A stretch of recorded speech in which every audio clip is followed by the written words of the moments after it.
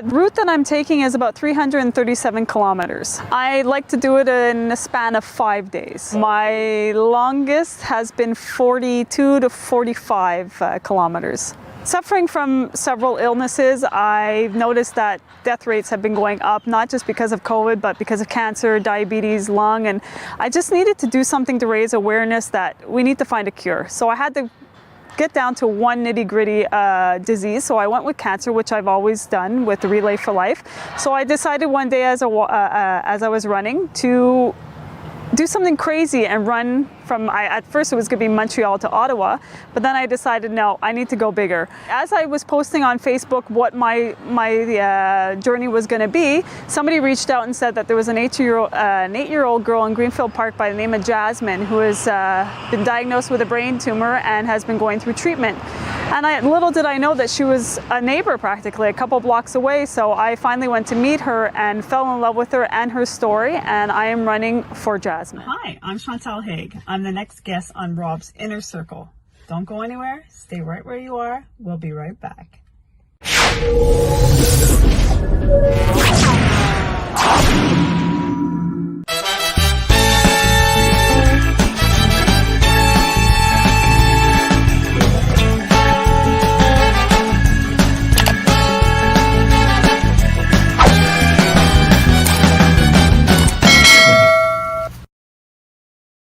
Good evening, ladies and gentlemen. I'm Robert D'Alessio, and I'm the host of Rob's Inner Circle, broadcasting live.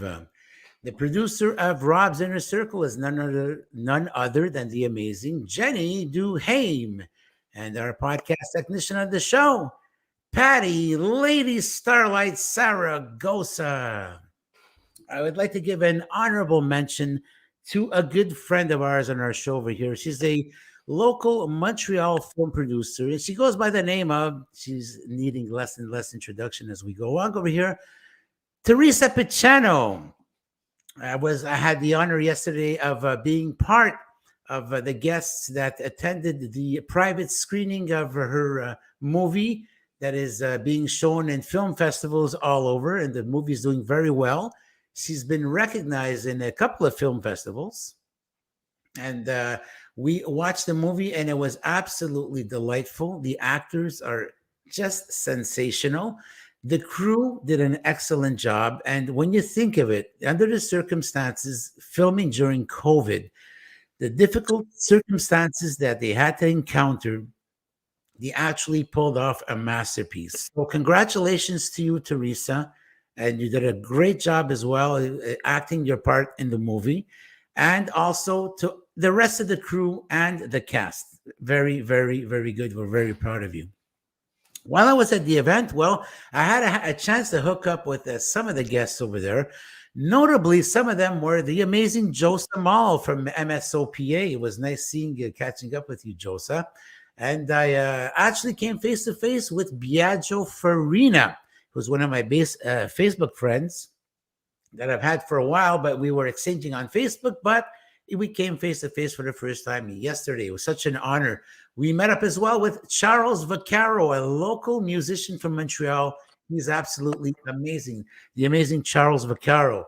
And of course, we have a longtime supporter of Rob's Inner Circle that we hooked up with as well, Mr. Jesse Avellino.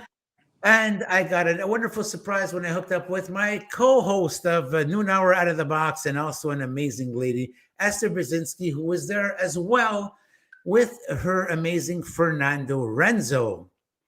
And last but not least, I ran into a charming fellow who goes by the name of Mario Biferali. Mario Biferali is a local musician. I just hooked up with him for a few moments.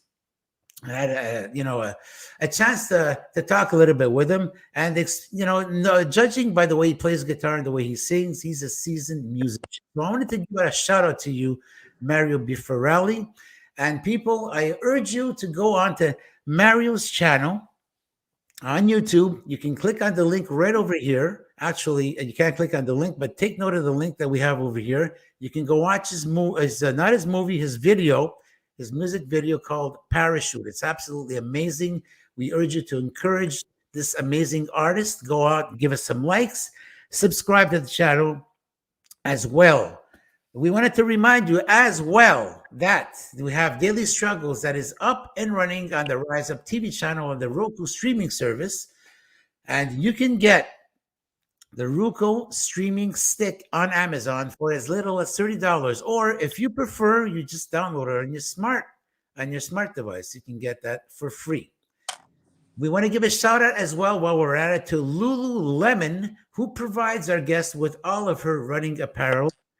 On behalf of Chantal and everybody involved in the runs, the marathons, congratulations to you, Lululemon, and thank you so much for your generosity.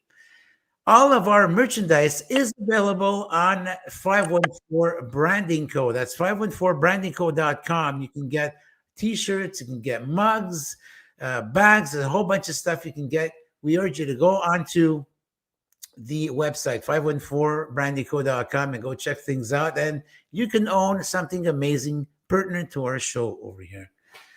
Well, we wanted to encourage you to go watch all of the productions we have on Bobby's Shorts.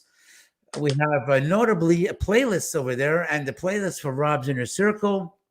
You can go watch all of our past productions on there, and also at the same time, go on and click onto the Facebook page, the Rob's Inner Circle Facebook page, and you can check up on the news and what's going on and all that. Time has come, folks, to let down the steam, to relax, sit back, kick up your feet on the corner of the table, take a nice deep breath and exhale, relax, and let us carry the load. That feels good. Folks, it's showtime. Let's get it on. It is time to bring on our guest tonight. Our guest is she's an amazing person. I've known her for a little while. We've been Facebook friends for a while. But then as I discovered who she was more and more of all the amazing things that she has done, she is worthy to be on our show tonight. She's an amazing success. She's a 4-time cancer survivor. She's a marathoner who has visited the podium so many times we can't even count. She's going to tell us all about that. Ladies and gentlemen, please help me welcome the amazing Chantal Haigh. Hi. Chantal, welcome to Rob's Inner Circle. Thank you for having me. Wow, it's such an honor. Chantal, tell us, there's something coming up that's really big this upcoming Saturday, August 14th. Tell us all about it. Well, I've been asked to join some of the best elite runners of Canada and possibly around the world that they're able to land here to run what's called the Quebec Mega Trail, which they have races varying from 25 kilometers to 100 kilometers. And so I'll be running 80 kilometers in the mountains in Beaupré, Quebec this Saturday. Well, that sounds like quite a challenge. It is. I'm telling you, I've never done anything like this. I've been training a little bit, but I've never done anything like this. I've always ran on, flat terrain or little mountains, but nothing as big as this. This is He's been training a little bit, folks. 8 hours a day, intense, 7 days a week. That's a little bit. Thank God it's a little bit. What would a lot be? I don't know. So tell us, Chantal, how could the public out there get involved if they want to help, if they want to give to the cause? How do they go about it? Well, everybody who knows me knows that I run for a cure for cancer. It's my ultimate goal, and I will do that until I take my last breath. So I always go through the Relay for Life. You can go on the Relay for Life page and just enter my name, Chantal Haigh, and it will come directly to my page where you can make a donation. You can pledge in somebody's name, and tax receipts are emailed to you. So, and it could be corporate or independent, either way. And that's how I usually go, is the Relay for Life. So training for events such as this over here, because you've done many of them, where in God's name do you get the motivation to be able to go out there? Sometimes you just don't feel like going to the gym and train. How do you do it? Well, I always tell people, it's not about motivation. It's about drive. Do you have enough drive to get to motivation? You have to be driven. How bad do you want this? And every morning when I wake up at 3 o'clock, I am driven to my goal. I want to achieve this goal, to get to the next level, to be a better athlete, to be a better person. So for me, it's just basically like getting up and making breakfast and go. That to me, it doesn't need motivation. You need to have drive. And I get it from there, and I get it from other people. I get inspired by other people. Wow, wow, wow. So let's go back to your childhood. Were you originally born in Montreal? So what's I was, your itinerary? yeah, I was raised in Montreal, family of 6 kids, Wow. parents, lived with our grandparents. We weren't a typical size family. We were 6 kids. It wasn't normal back then to have 6 kids. So we were always the family that everybody knew. Oh, there they are, the 6-pack. Everybody's walking down the street. So it was good. I was on the South Shore. I was basically raised until I was 19, until I moved to Laval, and then now back to the South Shore. So what was it like during your years in elementary school?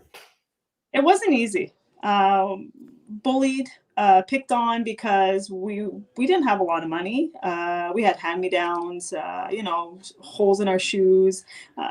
We were categorized as the welfare people. I mean, it is what it was, and it wasn't fun. It wasn't easy, but I got through it. I just kept trucking along. Okay, so you're getting bullied. Are you getting bullied at that point is it by your classmates, other students, It was or classmates. It was a specific teacher who didn't really bully, but basically went around the classroom and said, "You're going to be a smoker. You're not going to be a smoker. You're going to be this." And when he got to me, he basically said, "I'm going to be a smoker. I'm going to be on drugs. I'm going to have no career. I'm just going to be a lowlife." And those words have stuck to me for close to 30 years. 30, wow. 32 years. Yeah, I'll never forget his words. And believe me, he's dear to my heart, and I thank him every single day. We're still Facebook friends. His daughter is very good friends with me. That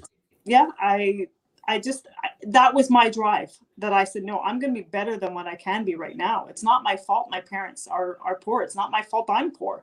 But I had to go through life, and not everybody's born with a silver spoon or a gold spoon. We have to work for it. And back then, only one parent would work, or the other one was sick, then the other one would have to go to work. It's not the same as it is now, where both parents have to work and kids are in daycare. There was no daycare when we were young. So my mom was home with 6 kids. Wow. My dad had to provide for all of us. So What was it like making the transition from elementary school to high school? Was there like a difficulty making that transition, and at the same time, did the bullying continue or did it stop? it wasn't as extreme as it was in elementary, but it was still present. I got bullied on for, you name it, not being popular, being, a tomboy. I was always a tomboy, being a little chubby. My parents, oh my God, your parents, all they did was have sex because they had 6 kids. That was the joke of the century every time I get on the bus, or, it was bullying in a different sense. But I was so used to it in elementary school, by the time I got to high school, I kind of blocked it out a little bit.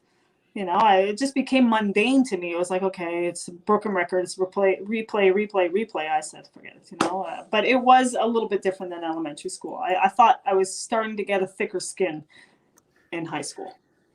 At some point, did you seek some help? Maybe did you confide in someone that you were experiencing the situation, bullying? Did anyone come out and help you somehow, be it the principal or anybody at all? Unfortunately, no, because back then guidance counselors were too busy. The vice principals and the principal, they had so many students to take care of.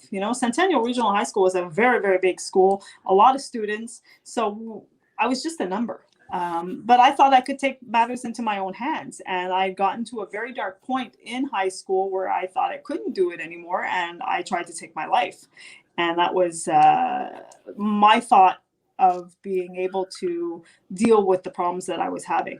And it wasn't the best option to go towards. But that is so unfortunate, because there have been cases like children who have been bullied, and unfortunately, people end up doing exactly exactly that.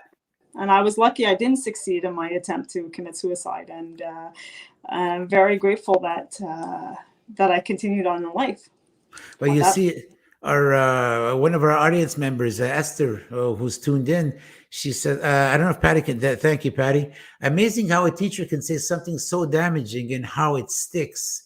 Amazing. And what's amazing is that you turn it into a motivation. It's just goes, and say a lot about you, the kind of person who you are. And folks, as we go along with the show over here, you're going to see that this transpires throughout the whole life of Chantal here. This is what she's done throughout her whole life, taking something negative and turning it into something positive.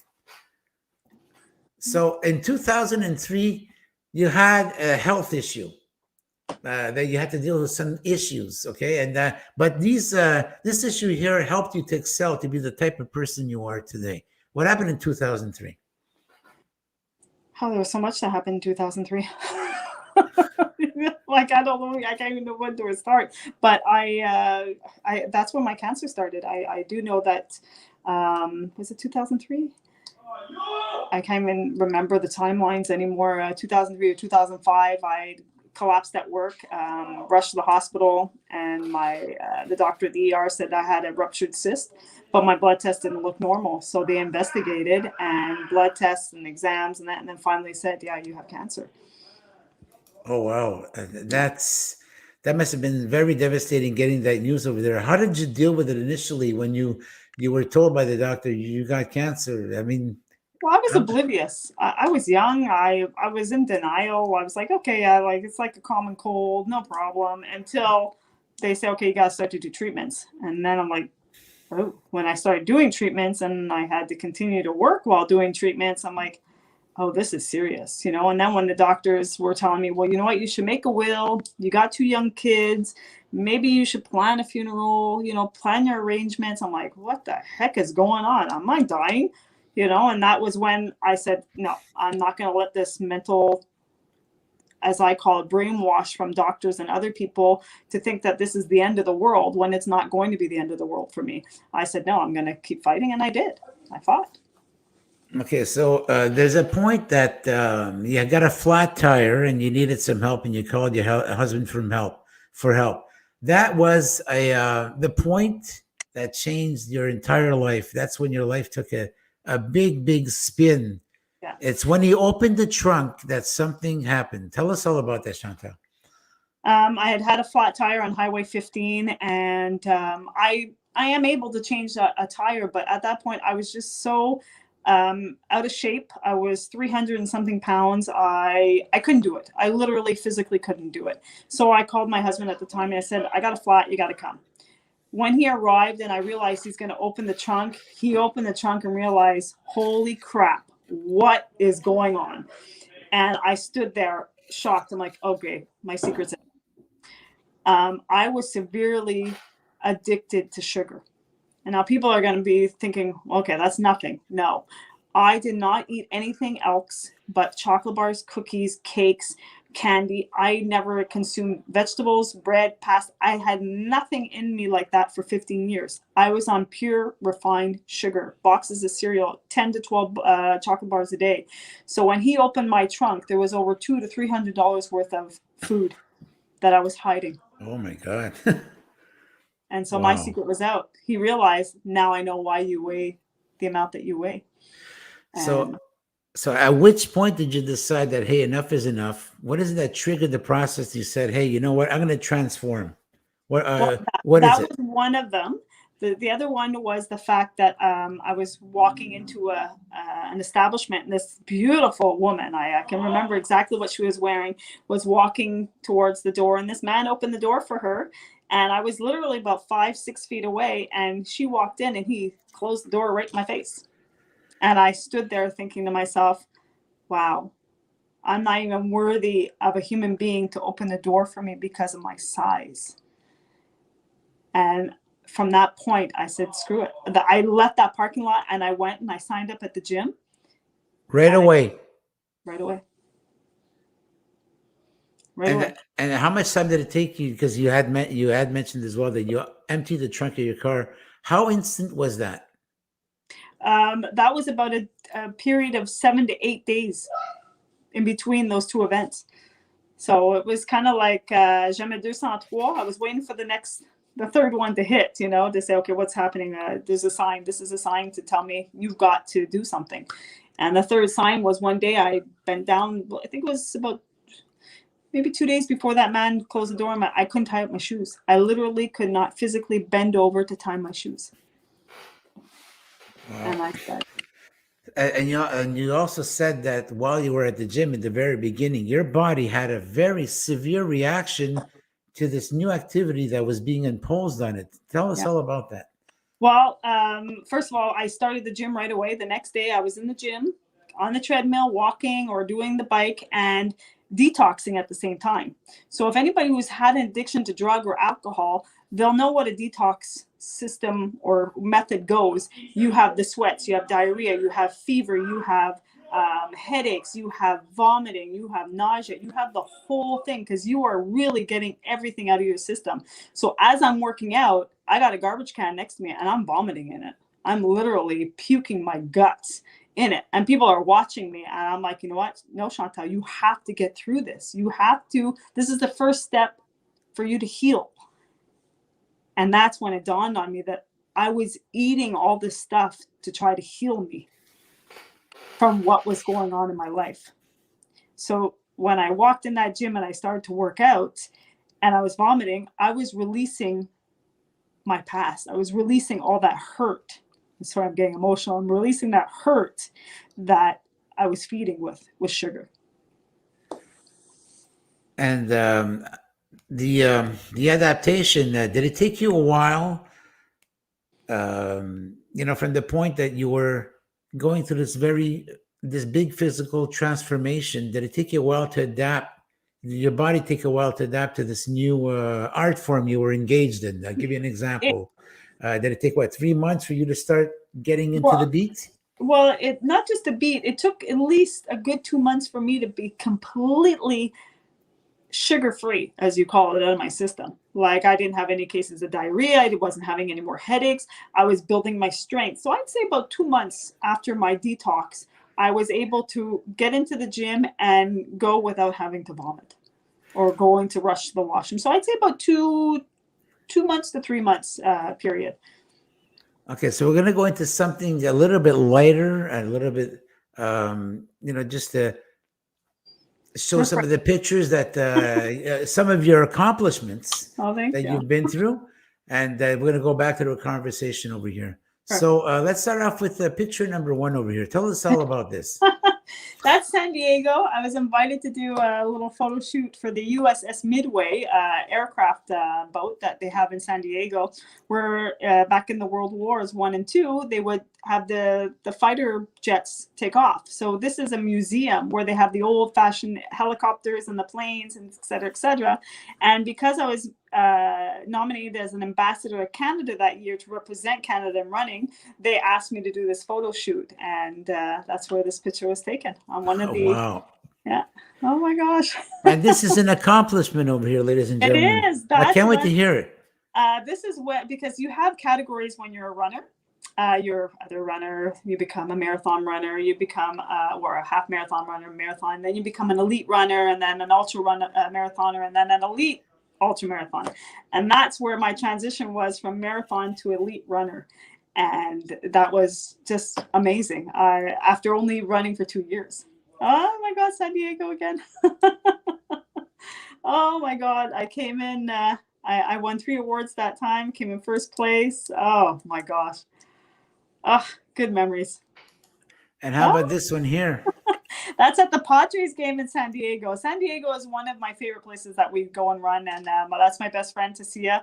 She would come with me to many events as possible. We traveled together and she'd watch me run, and she would push me. She would motivate me.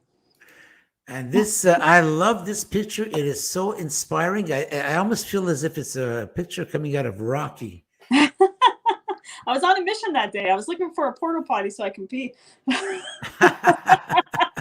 And this picture was taken by a professional photographer. And no, folks, she did not manage to actually pose that way for the picture. She was in full action when the picture was taken. I was, yeah. Oh, look at that. It looks like a winner to me. I came in first place. That one, that was in Lachine. Lachine, it was for the Alzheimer's Association. I was so happy. Oh my gosh, what a great day. Philadelphia, not the cheese, the city. The city. Oh my gosh. Yeah, I came in first overall in that one, and in my category and age group. Oh, every race gives me a memory. I get so overwhelmed with them, and so San Jose. #1 and the only Canadian to hit the podium that year. Number one. Folks, this year is a proud moment for all Canadians. Chantal Haigh, the first Canadian ever to win. Was it this specific race? Yeah, San Diego Rock and Roll. I was the first Canadian to win it in 20 years. Wow, yeah. That is, and the medals you have, we'll be talking about that in a few minutes. It's like, it's unreal, folks. And I think we can see the wall in the back. You see one wall. I've got a couple walls full and buckets full of them too, but these ones are really great. Listen, at this point, what did you consider going to the Olympics or something? Because I think you're probably fit for the Olympics. I wish. We need some help, Yeah, with some help, with a good training coach. I'm not trying to be egotistical, but I could probably do it because I have the mindset to run long distances and to do it. Yeah, if I had the right trainer. Oh my God! Yay! Oh, did I smash out all of the countries that year? Look at all those medals. You look like a what do you call it? One of those generals. Generals. What is that? A 28-star general? Oh, it must be. Oh my gosh! We're talking about the Navy before. You probably qualify for the Navy with those medals. I won almost 12 medals that race. That race, 12 medals? 12 medals. And the big ones, they were called the heavy medal category, where you're top of the top. So you have your regular medals, and then you have your first, second, and third podium, and then you have the elite. And that was the elite. That's where. Oh my gosh, Chicago! Chicago, the Windy City. Tell us all about. Look at all those medals. You know what? The lady beside you, who is she? That's my best friend, Tessia. Okay. That was her first run that I finally convinced her after 4 years to run. She finally did one with me, and she rocked it. She did a great job. But if you look at the difference between you got all those medals. She's got one. It's like anyone who looks at you is like, this is like a total inspiration. I mean, 12 medals in one race. Is that like even possible? It's not common. It's really not common.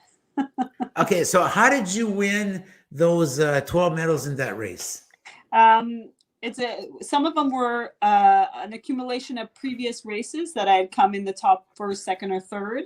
So I would get West Coast award, or I get the East Coast award, or I get the international or the passport medal. There was so many categories. I'm trying to figure out which ones they are. Look at that. That's amazing. Wow. Yeah. Did you have to strengthen your wall to put up all those medals? Well, I have a very nice friend who's made me these beautiful ladders, so I can hang my medals on, and they're great. And I have different shelves around my house, my room with my medals. So there's some good studs in those walls to hold them up. Wow, gee. Yeah. And tell us, how long did it take you to lose, the weight that you did there? Let's say starting from the beginning to the point that you began to feel comfortable. The first year, I lost 91 pounds. Oh. First 6 months to 7 months. And then since then, it's always gone down. And I haven't gone back up. So from 328 pounds, I'm now 130, 135. It fluctuates. That is totally amazing. Yeah. And at one point, did you consider, because you're going through all this hard work, did you consider giving up? Because it's very demanding. It is. I've said several times in a lot of my videos at an event, okay, I'm hanging my shoes up, I'm going to retire. And then 3 months later, Chantal signed up for something else, because it's in me now. It's engraved in me. So I just have to sign up for something else to be better and to do it. But yeah, sometimes I do feel like giving up, because I'm thinking, okay, I've accomplished it. What else can I accomplish? But then all of a sudden, crazy idea comes into my brain, and I go out and I do it. Did you, when you started off from the very beginning and to get to the point that you got where you were comfortable, did you actually set that goal to be that target, or did you just say, "Okay, I'm good, I'll stop," or was that target like there from the beginning?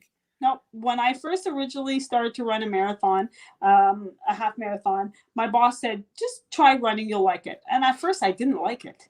I really didn't like the way it made me feel at first. But then I started running and I became a little bit better at it. And I said, okay, let me do my first half marathon.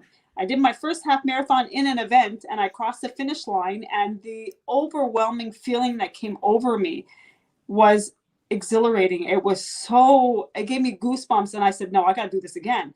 So I took the time that I had for that marathon and I tried to beat the next time I would run. And each time I tried to beat it by a couple of minutes. And now in the running world, seconds mean big. I mean, milliseconds are huge when it comes to running. Every second counts. So I would always train to be a little bit faster. And that was my goal. It was never about achieving 500 marathons. It was about achieving a better time each time I went along. So then when I achieved a higher time, I said, okay, now I want to change it. Let me do longer distances. And that became a new goal. And once I accomplished longer distances, I said, okay, let me do my time for longer distances. And now I'm doing even longer distances and harder terrain and crazy trips, like running from Montreal to Quebec City on my own. It's just, craziness. You've got the heart of a lion, and you inspire us by the marathons you run. But there's also a bigger story behind the scenes over here. You are a four-time, not once, twice, or three times, a four-time cancer survivor. You were diagnosed with stage 4 cancer. That is something to be talked about. It's an accomplishment. And when you were at stage 4, was it A or B? I think it was A. Like my brain, I've got chemo brain. I don't remember a lot of it. I don't even remember a lot of the first time I went through it. I don't remember my kids very well at that age because they were so small. I don't remember them learning how to walk or with their first words. I don't remember a lot of that stuff. But yeah, I believe it was A. And they told me basically, prepare yourself and prepare your family for the worst. And so we did. But deep down inside, I said, no, I know I can fight this and I can get through this and I'm not going to die. I've got 2 kids to fight for. So that was your motivation. That was your inner strength, that give you the drive to go there. Yeah. And my father had died at a young age of 47 and left us kids. I was 18, 19, but left us empty, and I didn't want to leave that to my children. I really didn't. So. Okay, so you got your first cancer and you were actually going through treatment. And then what happened is that in spite of, how weak you were and what you were going through, you still went to work. Unbelievable as it is. I had no choice. Yeah, I had no choice. Financially, at that time, we didn't have sick leave paid by the government. Now they have 4 or 5 months. Back when I had it, we had nothing. And starting out as a small family that we had 2 children, both of us had to work. My ex-husband and myself had to work. And I would sit there at work, IV, catheter, I'd finished chemo, got into work, started vomiting. I just didn't feel good. So we planned my chemos Thursday to Friday. So I would work those half days and then go home and sleep Saturday and Sunday and then wake up Monday and go back to work. And I did that for 32 weeks. That's absolutely unbelievable. And wow, that's a gold medal in itself right there. And I believe by working, it made me fight it. Because I wasn't at home depressed and thinking about how this is eating me. I didn't feel sorry for myself because I was too busy working to feel sorry for myself. And I believe that's why I'm still here, is that positive mindset and that drive to keep going. So which treatments did you receive and how long did it take for these treatments to actually start kicking in? Well, it was every week for the first few months. It would be on a Thursday or Friday. I think it was Friday, and I would be there for 6 hours, 6, 7 hours, just laying in a chair or in a bed. They would inject me, and I would get up, go home, and start vomiting about a few hours later the next day. Or I would go 2 or 3 days without anything, and then I'd go to work and I'd start to get sick again. And then towards the end of that week, I'd start to feel better, and then bang, I was hit again with it. So I did that for 16, 17 weeks weekly, and then it went to every 3 weeks, and then it went to every 2 weeks, then it went to once every month, and then I had stopped for a couple months to have a break. Okay. Did you get any support from your family, from friends, somehow? It was far and few between. Definitely my boss at that time was not very supportive. My husband at the time didn't go to chemo with me. He was taking care of kids. He had no kids. And my mom was always a good supporter. But other than that, I didn't really have a lot of people around me. You really know who your friends are when you are going through something rough. You really do. Are you still doing these treatments after all this time? No. Because you were saying that because you had 4 cancers, from the first cancer, you said you still have the side effects. You still have that metallic taste in your mouth. Oh, I can never put a metal spoon in my mouth without feeling that nastiness. Yeah, I don't like straws. I don't know why it gives me that nasty taste. I still suffer a lot from headaches mostly. I believe my new illness that I have, which is an autoimmune disease, celiac, I think maybe that could have been associated with having chemo because it really destroys your body. I have things that remind me of chemo, and gosh. Does that mean you had to adapt and you had to eat non-metallic spoons, like probably a hard plastic for spoon? a long time I would avoid it. Okay. I would not have it with a fork or with a knife. I'd always have it with a spoon. I don't know why. So I would eat with a plastic spoon for many, many years. So yeah. Okay, so you went through your first cancer, and right after the cancer, not long afterwards, you got some breast implants. I did. It took a few years, but they'd convinced me to kind of like go through the reconstruction phase. Back then, they would take skin and they can try to reconstruct your breasts the way that they should look, right? And then as years went on, I wasn't feeling as feminine as I would like to have. Everybody thought I was a boy. And so I said, okay, maybe I'll invest in breast implants. It'll make me feel better. I put them in. I felt the sexiest I've ever felt in a million years, showing up to these marathons with these implants, tight shirts, and I'm running marathons and reaching the podium, and they're saying, who the heck's this woman? I felt beautiful. But once they were in, I would have a problem after problem after problem, and I couldn't figure out what was going on. They were collapsing. I would have to have a mesh put in. I was getting infection after infection. I had like 35 operations. I had cosmetic ones. I had ones to deal with infection. And then I started to get really, really sick. I was getting rashes. I was having urinary tract infections. I was getting headaches, dizziness. I couldn't keep a lot of food in me. I was starting to be allergic to a lot of foods, which I had never been allergic to before. And I was telling the doctors, I said, something's not right. And they're like, no, don't worry about it. Don't worry about it. But deep down inside, I knew something was wrong. Do you think, Chantal, that it was due to rejection, that your body was rejecting the implants? Well, at first I was starting to do my research online, and I read this thing what was called breast implant illness. And I was like, whoa, I've got all these symptoms. What is going on? So I presented that to the plastic surgeon who had put them. He goes, no, you're exaggerating. No. Then I got onto Health Canada to find out more about these implants. And little did I know that the implants that were placed in me were the ones being recalled. And I just sat there looking at the computer screen saying, these breast implants were recalled on November 24th of a certain year, and they were placed in me December 5th of that same year. So that doctor knew that these implants were recalled, and he still placed them in me. And I had to suffer for almost 1 to 2 years with those implants and all these complications and side effects of them. So we're going to get back into the discussion because at one point you decided on your own because you went and get tested and you were tested positive for cancerous cells. But we're going to be getting back into that discussion. But before we do that, I dug up something very interesting here, Chantal. We've been friends on Facebook for a long time, right? That's right. And you had your cancer, your last cancer, you got August operated 2nd. August 2nd. And I remember specifically that year, 2019, I had put a post. I was at the Dorval Airport, now called Pierre Elliott Trudeau, for those who prefer.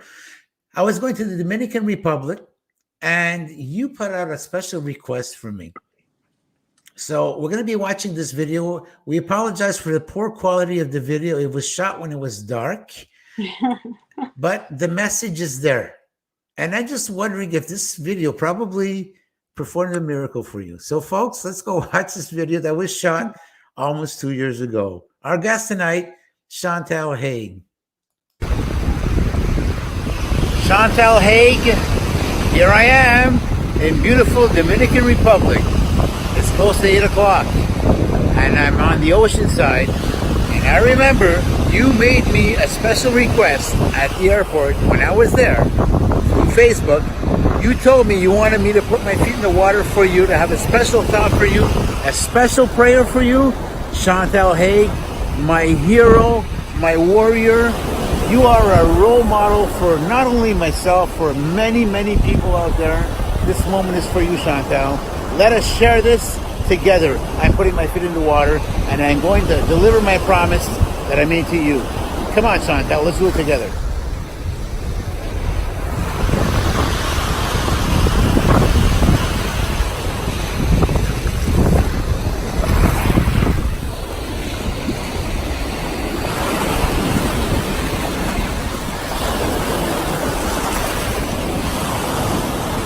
There you go.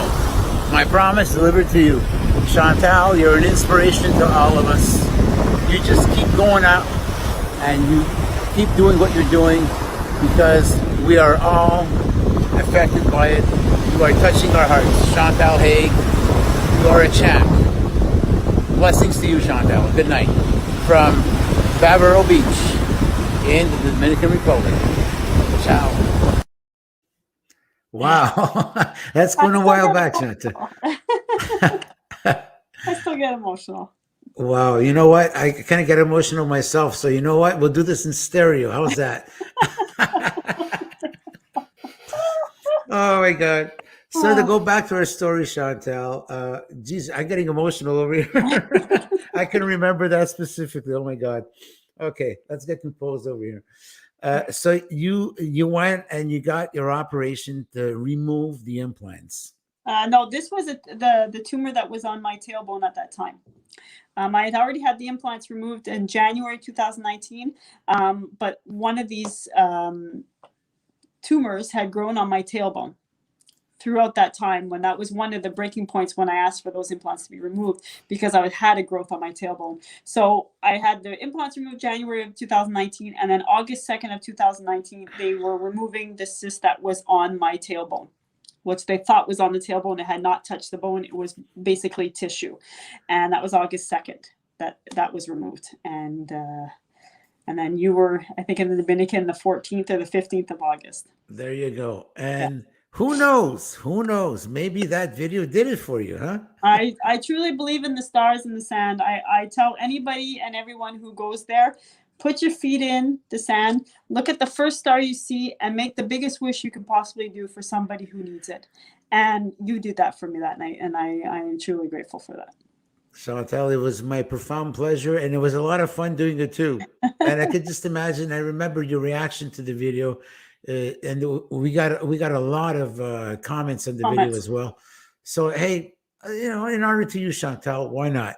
Thank you very much. So let's go back to the implant removal, because you told me that the moment you had the implants removed, something magical happened, like in the wonderful world of Disney. Yeah, within a few days, I was feeling much better. And people are going to say, how could that be? I'm telling you, it's like when you have a splinter in your finger, it hurts for days until you take it out. Oh, you have relief. It's the same way. I wasn't swelling as much. I started to have saliva in my mouth. The headaches were going away. I wasn't as dizzy. Things were dissipating, and I was getting my strength back, and I was getting my morale back, which was good. So within a few days to a week, I felt much better. You know, emotions, the emotions we have, and we have negative emotions for whatever reason. You know that emotions are very connected to our physical body. It is. It's true. So all of these sicknesses we come up with and all that, I'm convinced that they're all from these negative emotions. What's your take on that? I believe 100%. We feed off of emotions. We feed off of other people's characters. My boyfriend says that often. He goes, Chantal, when you're not in a good mood, I feed off that. And he becomes a little cranky in a sense. And it doesn't make us feel good. When you have a headache, what happens during that day? You kind of feel down the entire days because you know there's a headache there. So that negative process is there. So you become negative. And I believe we make ourselves more sick because of it. And I just believe that this negative stuff does bring negative. That black cloud, as I say, will stay on top of you until you change it and let the sun come out and shine. So you're a staunch advocate against breast implants, and you were telling me backstage that the government should ban this, should disallow this. Worldwide. So worldwide ban them. Because if we look at this, we're putting plastic in our bodies. Doesn't matter if it's silicone or whatever, but what's around it, the bentene and the plastic that's there is what's causing our bodies to react. Some people have no reaction, lucky them. But I'm finding more and more on the internet and stories of women, young and old, who have had symptoms of these breast implants. And I think the government and the world should ban them completely. I understand. I have no breasts. Yes, there's days where I look at myself or I'm in the gym and I see these beautiful, voluptuous women. I'm thinking, wow, I wish I had them. But you know what, deep down inside, take them. I run faster without them. You know, take them. You want them? Go ahead, take them. But I do miss that femininity about it. Because that's what the world has shown, that women are known for their breasts. And men like that. But I have my man, and he loves me for who I am. So I don't need to have $8,000 to $10,000 or $12,000 items placed into me to make me sick. I don't believe it. I just don't think it's necessary. And what's sad is that it costed you a lot of money to get them in, and quite a few bucks to take them out as well, because this is not covered by the Quebec the health insurance plan. Because this is called selective surgery. Yeah, selective plastic surgery. Okay. When I had my issues with my breasts back in 2003, 2004, 2005, they didn't put implants in you. They just did a double mastectomy and you were free. You didn't have to do anything. Some did reconstruction with tissue from your stomach or whatever. And that's what I had. But nowadays, the doctors are putting implants into these patients, which I think is ridiculous. You just saved them from cancer, and now you're putting in something that can cause you cancer. I'm dumbfounded by it. I'm dumbfounded. It's always controversial, eh? Because you're doing something the same save someone's life, but on the other hand, you're doing something to make that person's life worse. I believe that all women should really think hard. Anybody who has breast cancer or has had breast cancer, think really hard on why you got breast cancer, first of all. Second of all, why do you need to put something back into your body that's foreign? It is foreign. It is not something that is natural to your body. So why are you doing it? Some people will argue with me, well, I have bolts and things like that from operations. I get that. But that isn't selective. That is, you need that because you've had a major operation, a major accident. You need to have your leg bolted and screwed and nut and whatever. But you don't need to have breast implants in you. That can cause you to have problems. God, I could go on for hours about it. But yes, I do miss them. I'd be a liar if I didn't say that I didn't miss them. I do. It makes me feel like a woman, but that doesn't define who I am. A set of boobs. No, not at all. Not Over at the all. years, you've raised quite a bit of money. So how much money is it that you have raised? Counting since I've started doing this, I'd say I'm close to 65,000, almost $70,000 throughout the years. Yeah. That is absolutely amazing. That's very commendable, Chantal. Very good. Congratulations. That's totally fantastic. We got a little bit of time left. Folks, you've been quiet. If you have any questions for Chantal, please feel free to ask her any questions before we go off the air in 10 minutes. As we go along, Chantal, let's talk about your career. You were telling me that before, because right now you're a dental assistant, but before you went into that, and I was surprised to hear this, you actually, you wanted to go into broadcasting? I went to school in communications, radio broadcasting, and I wanted to be a DJ. Well, I would DJ at, Jack Astor's and, did some weddings and Bouzouki night for the Greeks, we did that. And then I got into CJAD and as a stagiaire, and I did Live at the Dome with MC Mario. I would do the night shift at CJAD with a good friend of mine, God rest his soul, he passed away, but Merv Williams. He was a great producer and good friend of mine, Sean McMahon. I dated him in high school, and he was big on the beat and TSN 990. He did everything. He's still around doing it. And so I was in radio for at least 3-4 years. It's still my passion. Believe me, if I could go back into radio, I would quit dentistry and be back in radio as soon as as soon as I could say it. We have our producer that's put something up over here that's quite interesting. She says she's had a colleague one day at the acting agency, and she was working at way back in the 90s, that all of a sudden her implant bust and it was leaking. Super scary. We were so worried she would go septic. I mean, that must be something really, really scary. Have you heard of anything happening like that? I'll let you in on one thing. Yes, I've heard it. I actually had a different operation after my weight loss and caught a bad infection, and I went septic. And I was in a coma. I almost lost my life. I went into cardiac arrest twice. And this was a different operation. This is a completely different story. But I've heard many people who have had them ruptured. Somebody fell off their bike and it popped. I've heard somebody who has just got on an airplane and it started to leak.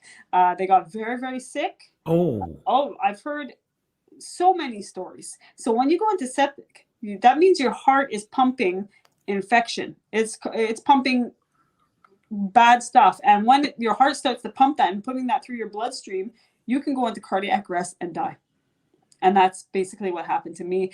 And anybody who's had that will know it is not fun and it's very scary. And yes, it is common with implants, especially silicone implants. Okay, so let's go back to some happier times, going back to radio here a little bit. You had some help over the years with a common friend that we have, Mr. Dan Laxer from CJD, who's part of the Dan Laxer. He's part of the trivia show on CJD Monday mornings. He replaces Ken Connors once in a while. He caught my attention many, many years ago because he had some health issues, and just the way he was explaining his story and how I can see his worry in his eyes, I connected to him. And I reached out and we started talking, and then he found out about my story, and then he started following me, and he goes, oh my God, this girl's running all over the country and all over the world raising money for all these illnesses. Holy crap. And so we started talking, and we've been inseparable since. Anytime I have an event, he's my #1 fan, and he's always telling me, oh, I can get you on this show. You talk about your story. Oh, I'll get you in the Gazette. I'll do this. He has been an amazing, amazing person. And I love him to the end of the world. And you've also had other personalities who helped you out. I believe Natasha Hall. Natasha, I know more her husband because he used to be a patient of mine at another office. So she probably doesn't remember me this size. She probably remembers me as very, very large at the dental office. And she's been great. Very good supporter. Sean McMahon, very good supporter. Ken Connors from CJAD is fantastic. Bill Brownstein from the Gazette, who wrote a beautiful article about me in May, basically telling my story and hopefully inspiring a lot of people, which I've had a lot of people contact me since then. So yeah, this community, social media, and the social world out there, from Bell and CJD and not Q92, the Beat of Montreal, they've been great. Honestly, great support. There's so much material covering you, and unfortunately, we don't have enough time over here. My God, time is flying. Yeah. Have you considered turning your story into a book? I would love that. I really would like not only leave that to my children once I pass, but to inspire the average woman or man, to say that when someone tells you can't do something, flip them a bird and tell them you can. Okay. And I want that to be out there. I want people to know, because I've been through a heck of a lot. People, this is just a little bit of the icing. There's a whole cake that has transpired in my life, that these events and all these things that have happened. And I want people to know it. I want people to learn from it. Maybe there's people that have suffered the same thing as me. We got a friend over here, Fernando Prochino. Is that one of your friends? I know him from the gym. Hi, Fernando. Well, give a shout out to the gym while you're at it. Plug him. It's Econo Fitness in Laval. We used to train together. He's a great guy. He's got a heart of gold. Well, he's a great guy as well, because I know he follows the stuff I do. And Fernando Prochino has been a friend for a while. Thanks for tuning in, Fernando. And thank you to all of you for tuning in to what is an absolutely amazing show. Okay. Chantal, while we're at as well, we have prominent film producers and directors who tune into our show from time to time. And tonight I spotted one, Teresa Pichano. Mm-hmm. And we also have Byron A. Martin tuning in sometimes. And we also have Jim Donovan, among all of the other producers and directors we have. Is there any possibility that you may want to turn your story into a movie? Yeah, any way to get my story out and to help others and to inspire others, it would be great. I just want people to know that these things exist and they should be spoken about. It shouldn't be hidden. And I think a lot of us hide our problems and don't share it to the world. So people, when they find or finally hear something like this, are like, whoa, that exists? Yeah, it does. The average person does try to commit suicide. The average person can lose 200 pounds. The average person can suffer from cancer and be successful in life and have friends and family and children and a career. These things can happen with all the speed bumps in life. But yeah, I would love for that story to be broadcasted. And what are the resources available for someone, especially who's been diagnosed with cancer and who's having a hard time dealing with it? What are the resources available? Do they have? Well, there's a lot of groups, like Hope and Cope is a great one. If you Google your specific cancer, there are a lot of groups, help groups.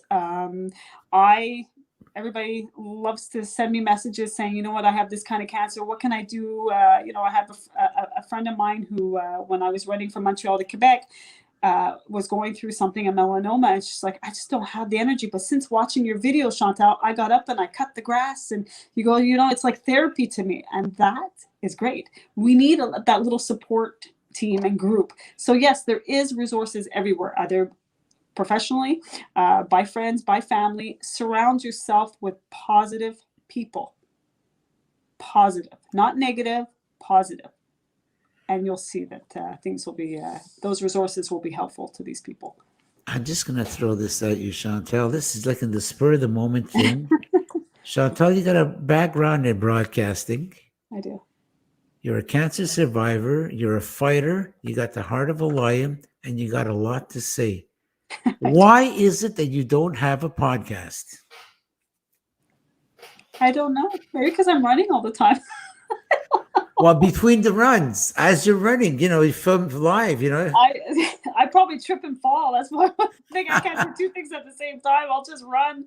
But yes, I've always been fascinated with it, but I'm not the technical part of it. I'm just the voice part. I don't know anybody that would technically be able to do things for me. I don't have that kind of connections. I just have connections through teeth and through running shoes, Well, actually, talking about apparel, why not give a big shout out? Let's plug Lululemon. Tell us all about the support that they've given you over the years. Lululemon is great. They have great activewear. They've been supporting me for 5 years now. I go in there as an athlete, walk out with great clothes, great gear. I'm very, very happy with them. Never disappointed. And their clothes are guaranteed for life. If there's something wrong with the hem, if they're ripped or whatever, they replace it. So to me, that's very good because I run and run and run. I need reliable clothes. And Lululemon, especially the one at 1030 and on St. Catherine Street, have been amazing. Jessica, you're a doll. Thank you so much for everything that you do for me. And yes, definitely, Lululemon is the way to go. Unfortunately, we have come to that time that we dread. Oh, what's so fast? You know what? We could have had another hour. We could have gone on and on, Chantal. Oh, we could. But listen, it's been such an amazing story, and you're such an inspiration. Okay. And you will certainly touch many lives tonight with your story of courage, determination, and the way you look at things, you know, with your positive outlook and the way you face life as a whole. You're just a total inspiration. So thank you so much for being on our show, Chantal. Thank you. Thank you very much. And thank you to all for tuning in. But before we sign off, again, I invite you for the meet and greet after the show. So stick around, Chantal. I will. But your last word, what advice can you give someone who's going through this struggle and has no resources or thinks doesn't have any resources, whether it's he or she, because it could be any form of cancer? Exactly. What is the advice that you give to those people out there afflicted by these challenging times? With whatever illness is, first of all, they can contact me through Messenger, Facebook, Instagram. I'm always available, and I've helped people all over the world. The second thing is be stronger than your excuses. Yes, we have cancer. Yes, I have celiac disease. Yes, you have Crohn's. Yes, you have diabetes. But be stronger than that disease. That disease does not define you. And once you go past that, you have the motivation, you have the drive to be stronger. And those resources will come to you because you're seeking that positivity, and positivity will come to you. 1000%. Be stronger than your excuses. And I always tell people, you can never repeat the same day twice. Never. And we have one death. Make it count. So everything you do in life matters to your death. So when I die, everything that I've done throughout my life is going to make my death epic. Someone's going to stand up at my funeral and say, damn, that girl accomplished a lot of stuff. I want to be just like her. And that's what people should do throughout life. There's speed bumps in life, but everything you do, every accomplishment, everything, every trip, every person you touch, just like Fernando, he touched my life in so many ways. And I'll bring that to the day I die. And that's what I bring to me. We have one death, make it count. And these words of wisdom have been brought to you by a 4-time cancer survivor, stage 4, a 350 medal recipient who's been on the podium. You've been on the podium more than you actually been running. Actually, I ran 500 races. I've been on the podium 350 times. Yeah, see, I was right. Chantal, such a pleasure to have you on. Thank you so much. Stick around. We'll be right back. Thank you. There you have it, folks. That was our guest tonight, the amazing Chantal Haigh, who's a marathoner, an absolute inspiration to us all. God bless you, Chantal. God bless your heart for all the amazing things that you have been doing for the causes. So anybody who's interested in donating, you go on to Relay for Life, and you go on and click on Chantal Haigh's name, and you can give the donation that you would like to give. Thank you so much to everybody for being on our show tonight. We're going to be taking a 3-week break. And we'll be back here on Rob's Inner Circle September 6th, when we'll be hosting the amazing Norm Zimmerman from Steve's Music. To all of you, thank you so much for being around, and we'll see you next time in 3 weeks right here on Rob's Inner Circle. Good night, everybody.